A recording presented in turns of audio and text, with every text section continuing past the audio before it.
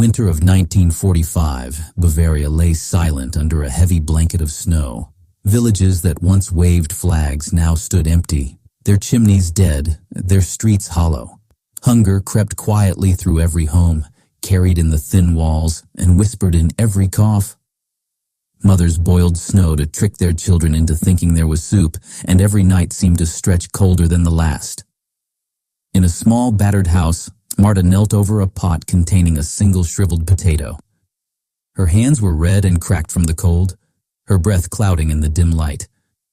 Emil, her 7-year-old son, sat by the frost-covered window in a coat, 2 sizes too big, his eyes tracing the empty road outside.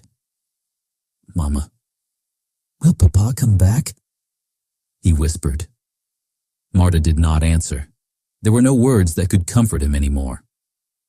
Outside, the church bell hung frozen, its clapper silent. Most of the men who had once rung it were gone, some dead, some missing, some sent to the Eastern Front. Only women, children, and the elderly remained, ghosts of a nation slowly unraveling. Down the main road, the villagers gathered in the cellar beneath the inn. They lit candles, faces flickering like paintings in firelight, trading rumors about the approaching Americans. Some spoke of them as saviors, others as monsters. Truth and lies had become interchangeable, stories spent and forgotten in equal measure. One morning, a faint rumble reached the ears of Emil. He pressed his face to the icy window.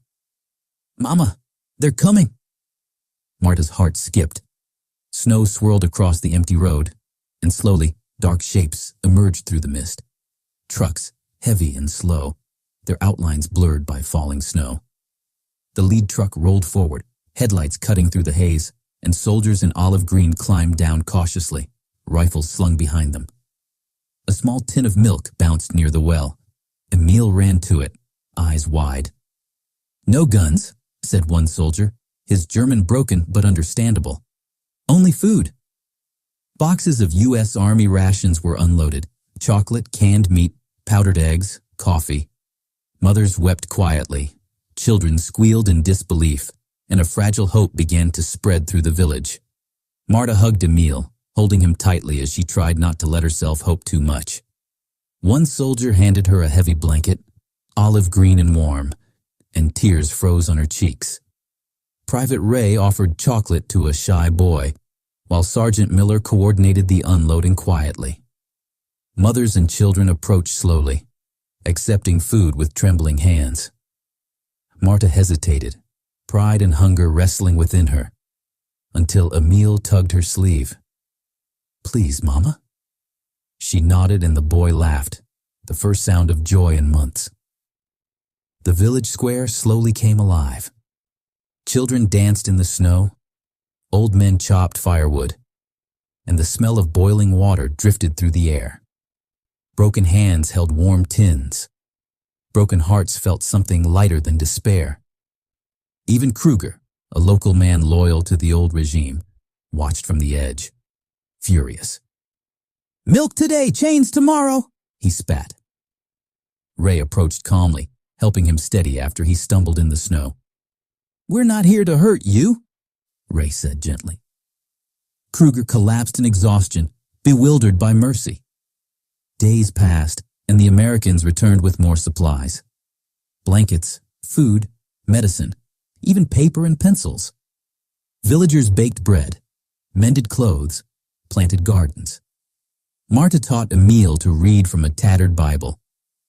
Children played in the fields, their laughter returning slowly, step by step. Hope was dangerous but real. Ray returned one day with a small wooden box containing letters, photographs, and a carefully wrapped piece of bread. "My mama sent this last year, for someone who needs it more," he said. Marta smiled, holding the bread to her heart as the convoy rolled away. Snow crunched beneath the wheels, fading into distant hills. Roofs now smoked with cooking fires instead of desperation. Children ran through fields, their laughter growing brighter. The church bell rang again. Marta prepared meals, leaving small portions for anyone in need. a quiet ritual of kindness. Emil played the harmonica left behind by the soldiers, its uneven notes carrying through the village. Slowly, villagers began to hum along, learning that survival could have its own fragile melody. Not all were willing to forgive. Kruger still lingered at the edge of the square, watching the Americans with suspicion. His face pale, the armband gone, but its ghost still clinging to him. He muttered warnings, claiming the kindness was a trick. Yet even he could not ignore the reality of full bellies, warm blankets, and children laughing. The Americans helped rebuild schools, repaired bridges, and brought carpenters and engineers to teach villagers new trades. They laughed, cursed softly, and never stayed long, but their absence felt like sunlight fading behind clouds. Temporary, but comforting. Marta began to see them less, yet their presence lingered like a memory of warmth. One morning, a letter arrived requesting volunteers to help distribute food to nearby villages. Marta signed immediately. She carried bread to mothers who had not eaten in days, repeating the simple words Ray had once used. Eat. By midsummer, Green returned to the fields. Children played in the meadows, pretending tin cans were drums. Emil carried the harmonica everywhere, bringing small smiles to faces long hardened by hunger. On Sundays, Marta baked bread and left it near the church door. A quiet ritual, a way to repay what could never be fully returned. One afternoon, atop a hill overlooking the valley, Marta saw the road where the Americans had traveled, a thin silver line winding through the trees. The wind carried faint sounds of life below, hammering, laughter, a hymn drifting from the chapel. Ray appeared carrying a small wooden box, smiling. "Leavin' soon," he said. "Orders to move north." Marta nodded, throat tight. "You'll come back," she said.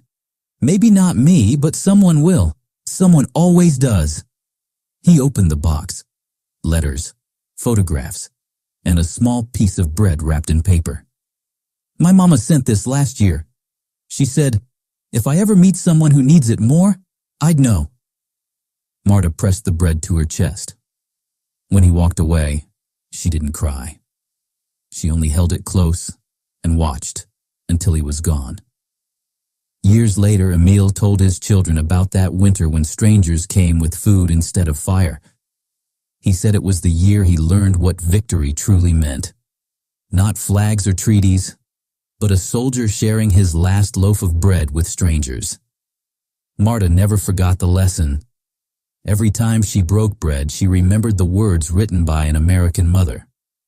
"Teach your children to be kinder than we were." And perhaps she thought that was where peace truly begins.